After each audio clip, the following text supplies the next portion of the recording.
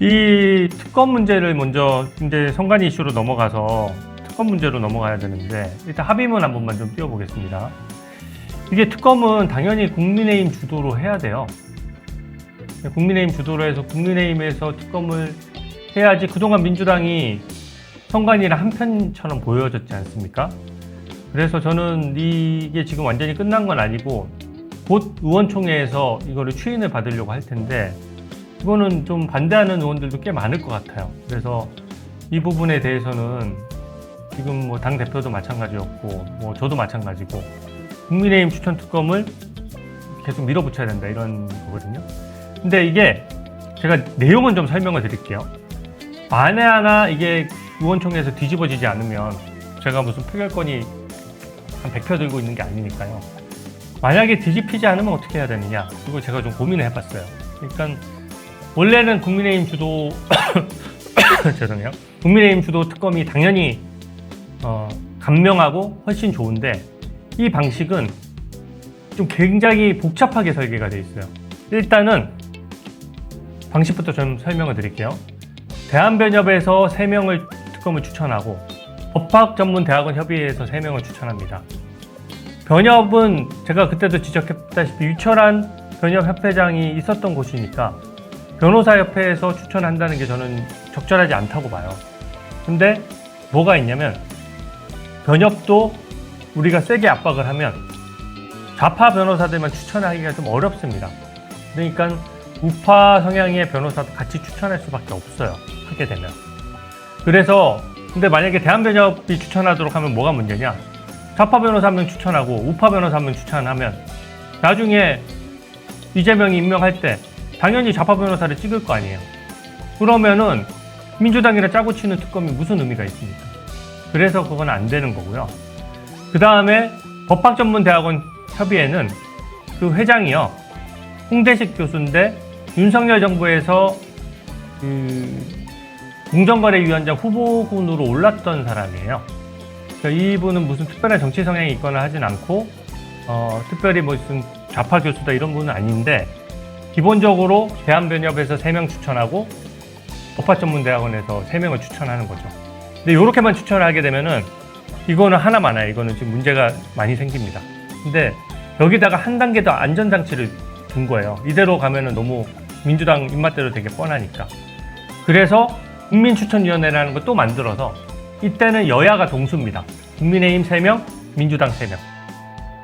그래서 이 6명이 합의를 해야만 후보군을 추릴 수가 있는 거예요.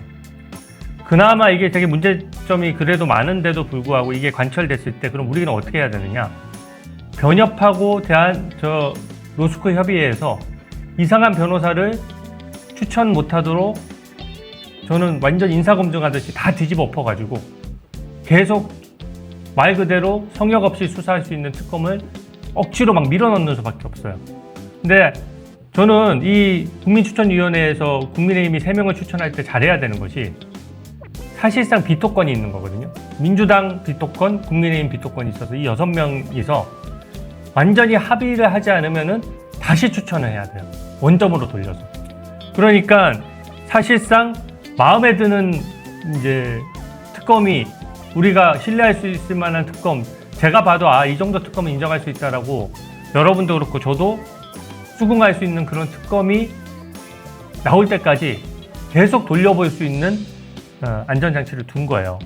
근데 저는 의총에서 이거 반대할 겁니다. 의총에서. 근데 지금 이게 이제 이런 고민을 했을 것 같아요. 제가 이 합의안에 저는 찬성하진 않는데, 저번에 대장동 항소포기 우리가 특검을 할 때 국민의힘 추천하자, 민주당 추천하자 해서 계속 쭉 끝까지 가다가 특검이 아예 그냥 발족도 못하고 끝나버렸거든요. 그렇게 되는 건 안 됩니다. 왜냐하면 특검이 일단 발족이 되게 되면 특검에 수많은 사람들, 수많은 공무원들이 파견을 나가기 때문에 쉽게 얘기하면은 사건을 몰래 말아먹기가 좀 쉽지 않은 구조가 돼요. 그러니까 지금처럼 민주당이 추천하면은 특검이 거의 소위 말하는 또라이 수준으로 한쪽 편만 들게 되는데, 국민의힘의 비토권을 어떻게 살려나가느냐, 이게 지금 이제 핵심적인 쟁점으로 들어가게 될 것 같고요. 일단 의원총회에서 여러분 이게 확정적으로 된 게 아닙니다. 일단은 의원총회에 가서 의원들 총의를 모아야 되고, 만에 하나 이게 통과된다 그러면 저는 인사검증 모드로 완전히 전환돼서, 우리가 그래도 뭐 합의를 해서 마음에 안 드는 합의가 나왔다라고 해서 다 포기할 수는 없잖아요. 그렇게 되면은 대한변협하고 로스쿨 협의회에서 제대로 된 후보자를 추천하도록 압박하고, 우리 국민의힘의 3명을 예를 들어 차진아 교수님이나 이렇게 우리가 정말 좀 신뢰할 만한 확실한 우파 성향의 가치관을 지키는 그런 국민추천위원회 위원을 선임해서 그 사람이 계속 버티면서 민주당 성향의 그 후보들은 계속 잘라야죠. 될 때까지. 그렇게 하는 부분에 대해서는 조금 여지를 열어놓은 거야. 왜냐하면 처음에 민주당 안대로 통과되면은 저는 그 특검은 하나만 하는 특검이라고 생각하고요. 이거는 한번 뒤집어 보되 이 합의문에 의한 특검은 사실상 엄청 신경을 더 많이 써야 되는 거죠. 우리가 엄청 디테일을 살려서 대한변협도 압박하고 법학전문대학원 협의회는 니네 똑바로 안 해? 그리고 이상한 후보 추천하면 그 후보와 관련해서 언론에 알려서 후보를 사실상 낙마시켜버리고, 그래서 제대로 된 특검이 나올 때까지 좀 계속 이거를 돌려보는 수밖에 없어요. 그러니까 국민의힘 추천을 하면 굉장히 심플한데 이렇게 합의가 돼버리면은 좀 더 복잡한 과정을 거쳐서 특검을 임명할 수밖에 없는 거죠. 그래서 이게 근데 대원칙은 여러분 이겁니다. 특검은 무조건 발족은 시켜야 돼요. 마음에 들든 안 들든 뻔할 뻔짜 민주당이 추천하는 특검은 당연히 뭐 발족해봤자 소용없으니까 그거는 발족 하나마나 그냥 판을 깨버려야 되는데, 혹시 어떤 형식으로든 여기서 또 수정이 되거나 해서 제대로 된 특검을 임명할 수 있으면은 제대로 된 특검으로 가야 됩니다. 그래서 이거를 저도 이런 합의는 처음 봐서 엄청나게 복잡한 합의거든요. 그런데 민주당의 기존 안보다는 국민의힘에 유리한 안인데 국민의힘 추천 특검보다는 좀 많이 후퇴한 안이죠. 그래서 김비님이 대한변협이 좌파 성향이다 이렇게 지적을 하셨는데 저도 그 생각에 동의합니다.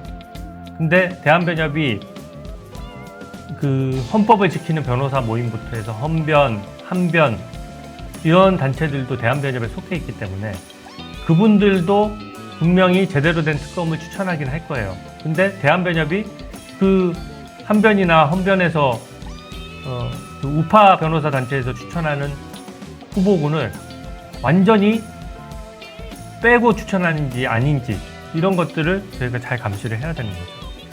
그래서 배미안님이 서두르지 마세요. 시간은 국민 편이라고 하셨는데 저도 이거 서두를 필요가 없다고 생각합니다. 특검이 빨리 발족해야 되지만 우리가 불리한 특검을 받을 수는 없는 거거든요. 여기다가 또 수사 범위도 문제가 돼요. 만약에 이런 특검 안에다가 수사 범위가 요만큼이면 우리가 왜 받아야 됩니까? 근데 특검의 수사 범위가 무한정이고 부정선거까지 다 확 뒤집어 볼 수 있을 정도로, 그리고 이번 선거에 국한되지 않고 제가 처음에 특검법을 설계한 것처럼 그렇게 무한적으로 넓어진다면 이거를 Hey, why would you buy your health and wellness products from a company that doesn't specialize in health and wellness? Seems silly. When you buy from iHerb, your products are sourced directly from manufacturer. 이 법안 관련해서는 이제 좀 운영의 묘를 좀 잘 살려야 될 거예요. 이게 통과됐을 경우에. 댓글 중에 왜 당대표가 직접 협상을 안 하고 원내대표가 하나요? 하셨는데 이거는 그 원내 법안 통과와 관련된 거여서 원칙적으로 원내대표가 하는 것이고, 또 당대표하고도 뭔가 논의를 했을 것 같은데 이게 지금 뭐 원래 우리 안, 제가 냈던 법률안하고는 완전히 다른 거죠. 국민의힘 추천안이 확실하게 관철이 되도록 끝까지 최선을 다해야 되고, 저게 만약에 최종안이 된다 그러면 수사 범위 플러스 앤드 운영하면서 국민추천위원회를 정말로 운영의 묘를 잘 살려서 우리가 그래도 믿을 만한 특검으로 가는 수밖에 없을 것 같아요. 그래서 저도 답답한데 여러분 이게 우총까지 좀 기다려 주십시오. 그리고 우총에서 또 논의를 하겠다는 점을 말씀드리고요.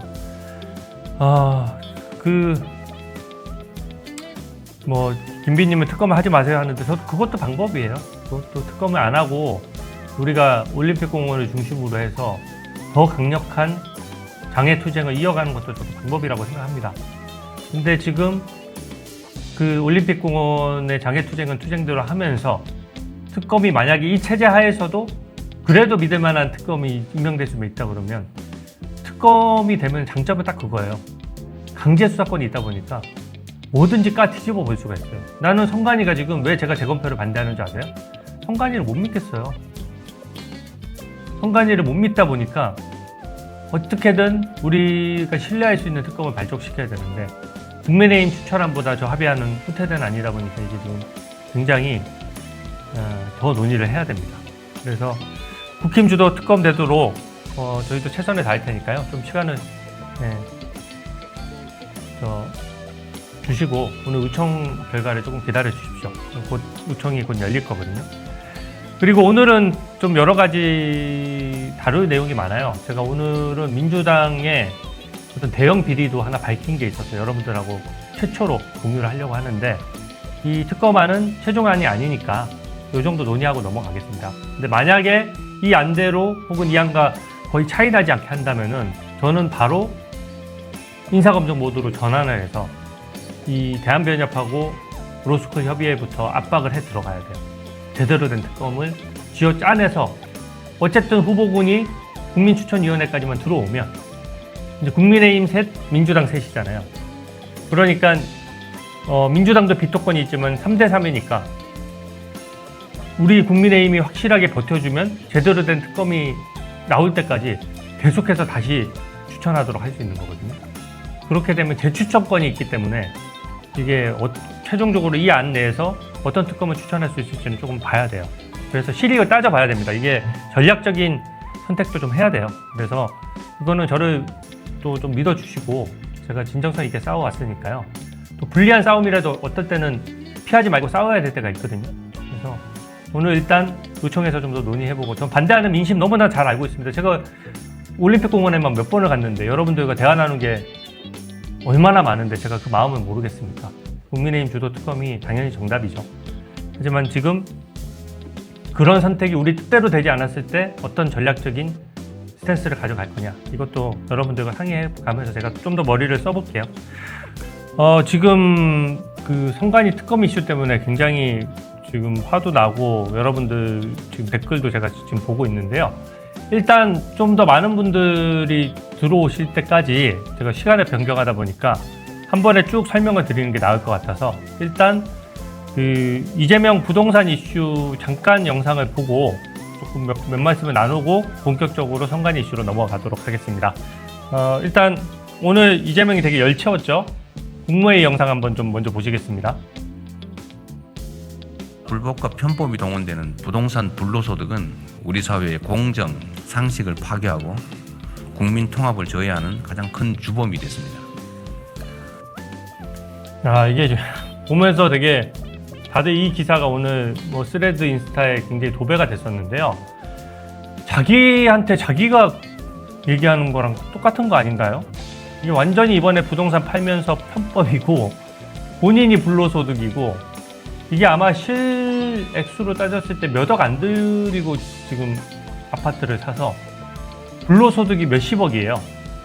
그러니까 불로소득이야말로 이거야말로 초과소득이니까 우리 장동혁 대표도 말씀하셨지만 이 초과소득은 재분배해야 된다.